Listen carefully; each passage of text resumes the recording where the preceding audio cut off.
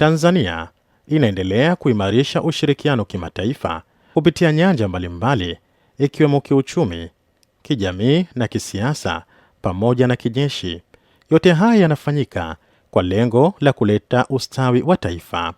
Mnamo tarehe 5 mwezi wa pili mwaka 2025 ni siku ambayo Jeshi la Ulinzi la Wananchi wa Tanzania lilianza rasmi harakati za kuandaa zoezi la kijeshi la pamoja kati yake na jeshi la Marekani, ambapo uongozi wa JWTZ ulifanikiwa kuandaa malazi, usafirishaji na uandaaji wa vikundi vyake ambavyo vilifanikiwa kwa kiasi kikubwa.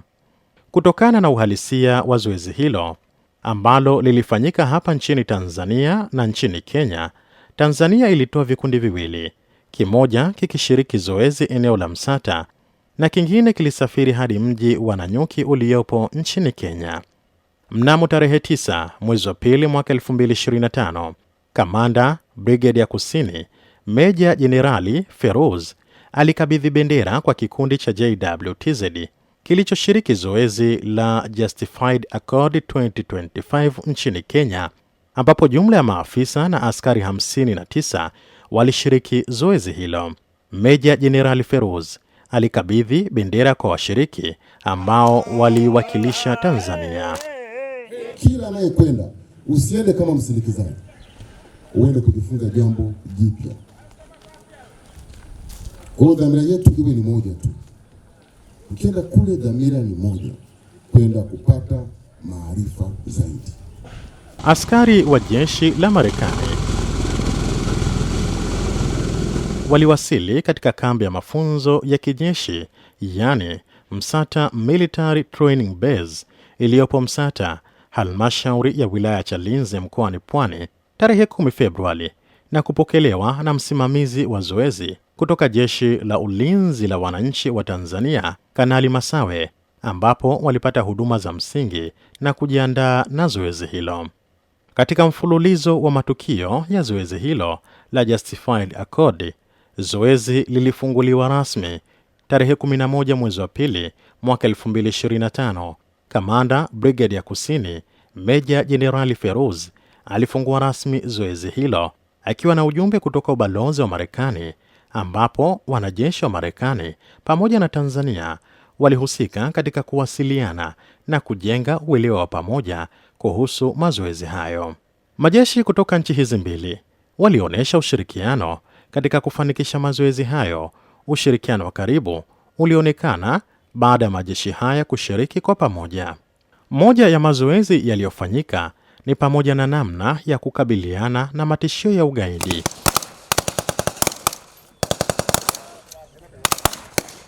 kutoa huduma tiba kwa askari wakati operation, kutoa huduma ya kwanza kwa majeruhi uwanja wa medani na namna ya uokoaji wakati wa medani.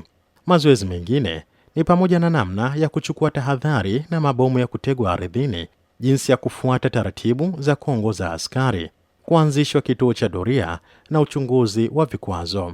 Mafunzo hayo yameonekana kuwa na tija kwa JWTZ, kwani wameweza kujifunza mbinu na mikakati mbalimbali na kuwasaidia wakati wakitekeleza majukumu ya medani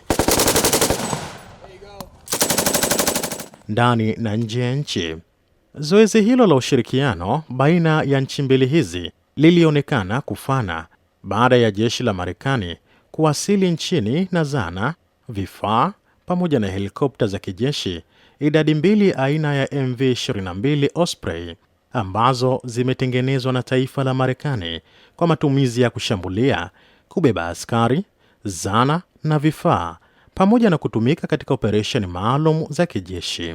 Mnamo tarehe 15 Februari mwaka 2025 ni siku ambayo zoezi la kijeshi la pamoja la Justified Accord 25 ambalo lilifanyika kwa siku 5 lilihitimishwa rasmi katika eneo la kambi ya mafunzo ya kijeshi Msata, yani Msata Military Training Base, ambapo washiriki walionyesha mazoezi kwa vitendo.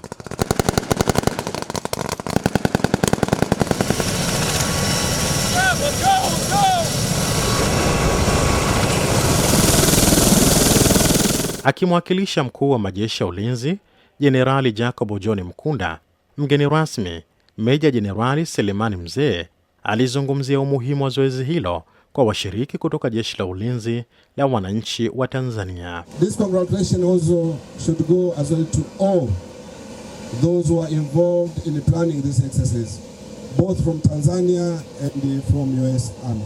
Ubalozi wa Marekani ulihusika kwa sehemu kubwa kuandaa na kuwezesha kufanikiwa kwa zoezi hilo, huku akiuelezea ushirikiano kati ya Tanzania na Marekani kuimarika zaidi.